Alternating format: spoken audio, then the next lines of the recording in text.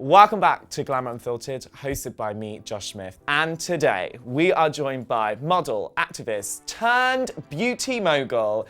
It's Charli Howard.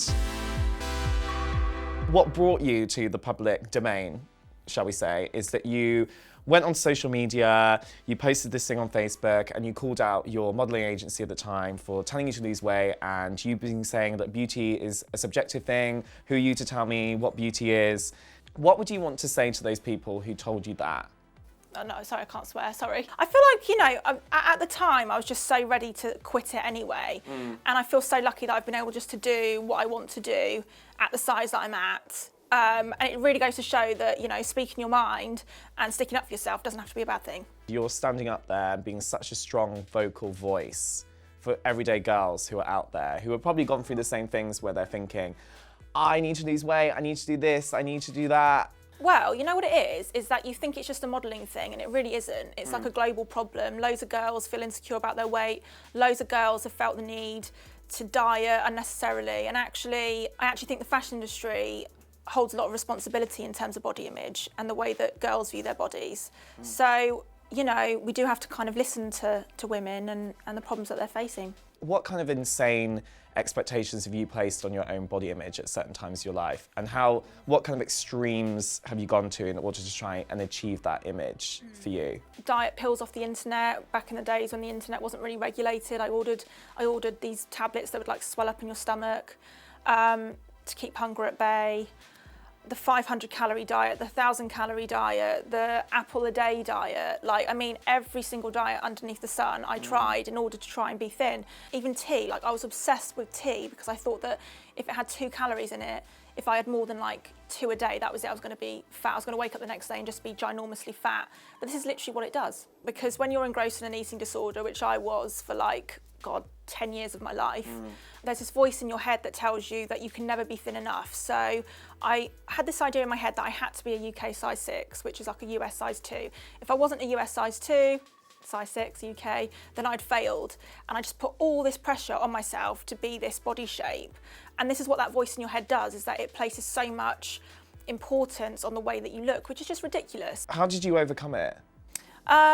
A few different things. So I wrote the Facebook letter, and by that point I was kind of ready just to give modelling up and just go, I just can't do this anymore for the sake of my own sanity. I went to therapy, which I'm not ashamed about. I think in the UK we still have a bit of stigma around that, but I needed to go, and that really helped, break down the OCD, because eating disorders are actually obsessive compulsive. Threw away scales, threw away measuring tapes, because I used to carry a measuring tape around. I actually had 2 or 3 different measuring tapes because I had to make sure that it measured the same on each one, because I was that obsessed. The scales, I had 2 to go upstairs and downstairs to make sure that both of them measured the same. It was just absolutely insane. And honestly, throwing away the scales is my number one thing, because the minute you don't have that to look at and those numbers to look at, you stop obsessing. What is your relationship with your self-critic like now? Because we all have a self-critic in our head who's telling us one thing or another. It's just about putting that to the back of your mind. It's literally just a thought. We have, and this is what therapy taught me, we have millions upon millions of thoughts rushing through our head every single day. And it's just a thought. It's just like a feeling, it will go away. And so just remember that it's just for a period of time that you're thinking this, just remember to keep going. And life is really difficult. It's not meant to be super high all the time. And I think I definitely had this expectation throughout my life that every single day should be happy. And unfortunately, every day isn't going to be a bundle of laughs. You're going to have highs and lows. People think you've got it all together, and they look at social media and they think it's all great. I think as well, I have a tendency to look at other people's Instagrams and go, oh my God, she's doing so well. Oh my God, why is my life doing this? I've got this problem. I've got this boy being like this or whatever. And actually, it's calm down, chill your beans. Do you think you used to place too much validation on your body, and now you've swapped that out and found validation from other things? You read these stories of women in their 50s who are like, I hate my body, and I lost so much weight, and I'm like, I don't want to get to 50 years old and think, I could have gone to the beach that day, but I decided not to because I thought I was going to be too fat in a bikini. Or, I didn't want to go on that date because I was worried that boy would think I was ugly or something like that. It's No, just start believing in yourself. Just look in the mirror every day. I know it sounds really cringe. Look in the mirror every day and tell yourself something that you like about yourself and your body, and I guarantee you will start believing it. Where does your validation come from now? My friends, I think. Yeah. I get a lot of messages off girls going, oh, you've helped me feel this way about my body or this way, and you're like, oh, thanks. What have you learned about yourself through coming through it? Oh my God, how resilient I am. And how powerful your body is. Like I've abused my body in so many different ways, and you're just like, wow, my body's still stuck by me through all of that. Like that's a really incredible thing. You talked quite a lot, and you do pose naked quite a lot. I mean, living for it. Not naked, but you know, in your underwear. Just do it, man. Just do it, babes. Yeah. Just do it. Get it out. Do it for the gram. Do it for the gram. But because you were a person who was so racked with not being sure about your body and having all these questions about your body, how much has that taken you in order to be able to pose in underwear and feel confident in yourself? For me personally, it's really liberating because I cannot tell you how much my body used to disgust me from like the age of 12 onwards, where I would literally look in the mirror every single day for over 10 years of my life, 12, probably, yeah, about 10 to 12 years of my life, where you look in the mirror and you detest yourself so much. I couldn't look at, like if I turned around the mirror, I would literally feel sick because I had cellulite at the age of 12 or 13. None of my friends had it. I would just feel so insecure. So actually putting like pictures of my body on, I find really empowering. But then you've got people who of course think, you know, that as a woman you can be in one category or the other.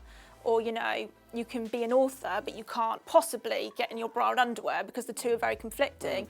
And I think what we should be teaching girls is actually you can be both. That doesn't limit your abilities and it shouldn't stop you from being an amazing woman. If you could sit yourself, the you that was going through the eating disorders, that was ordering these diet pills on the internet, and they were me and they were sat here right now, what would you want to say to them? What kind of advice would you want to give that person? Like when you have eating disorders, nothing else matters, and unless you want to get better, you're not going to get better.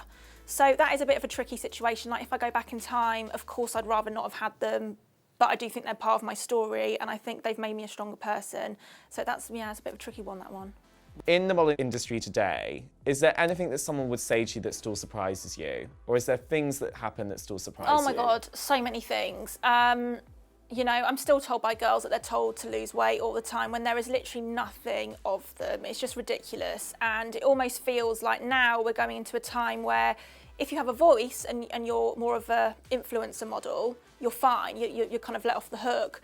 But there are other girls who do modelling as their profession full time and they're still told that they're not thin enough. You know, there have been many times in my life where I've been in really uncomfortable positions. And I don't think those would happen nowadays. And in fact, actually, last year I was on set and someone tried some inappropriate things and I went back, told my agent, and it was stopped immediately. But had I said that 2-3 years ago, I doubt anything would have happened. I remember going on a casting once and this guy had made me feel really, really uncomfortable previously. And I said to my agent, I actually don't want to go on this casting because this guy was really weird with me. He was like tucking my hair behind my ear, touching my face, like telling me all this like really weird sexual inappropriate stuff. And then, so I said to my agent, I actually don't want to go on this casting again with him. And they said, well, you know, he could make your career, so I think you should go.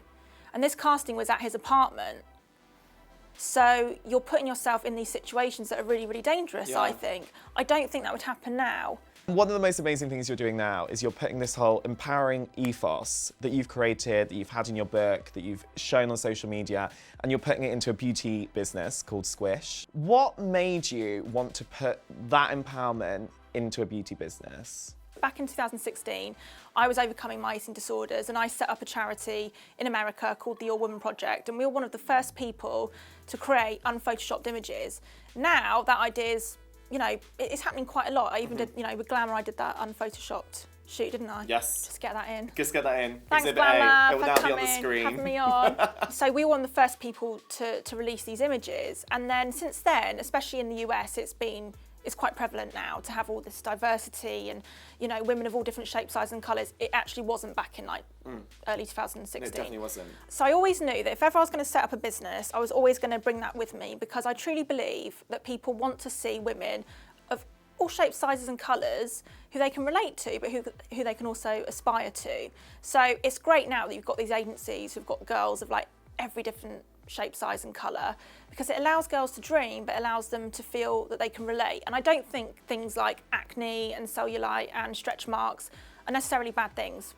I think we've always thought we have to Photoshop them out and women have to be this like super smooth, super perfect human beings. But actually, showing a bit of cellulite isn't going to detract someone, I don't think, or deter someone from buying a product. It just isn't. You have been on your own journey with acne, haven't you? Yes. What's that been like for you? I went on like hormonal contraceptives. My skin wasn't that bad when I was about 19, 20, and I decided to go on it, and that's what actually really affected my skin. I never had really bad skin before that, maybe a couple of spots as a teenager.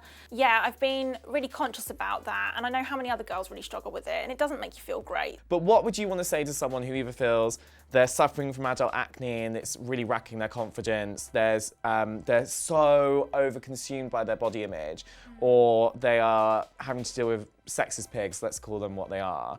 Can think of a few words. Can think of a few more words, but it's a PG show. Sorry. What would you want to say to that girl or guy who's suffering with those kind of things? Your image isn't everything. I know that we live in a very especially now with Instagram, a very image-driven society and culture. And I do understand that there is a ton of pressure to look a certain way. But we're also in a part of time where, unlike when me and you were young, we can actually choose who we want to follow and we can choose the images we want to see. There's going to be images that make you feel bad no matter where you look. But if someone makes you feel bad on social media, unfollow it, because we spend so much time on our phones. Just get rid of the people that make you feel bad. Start following people who don't look like you and who maybe have a bit of a different voice to you, but who can lift you up and make you feel empowered. And you know what? Like, if acne is a really big problem in your life, there are medications you can go on, there are creams you should go on. It certainly should not make you feel embarrassed to leave the house. Do you feel empowered? I feel empowered, babes. I feel take on the empowered now. day? I'm ready to take on that day. I've done my job then. Born haven't I? ready. For more empowering videos like this with such people as Charli Howard, make sure you subscribe to the Glamour UK channels now. And we'll see you in 2 weeks for the next episode of Glamour Unfiltered with me, Josh Smith.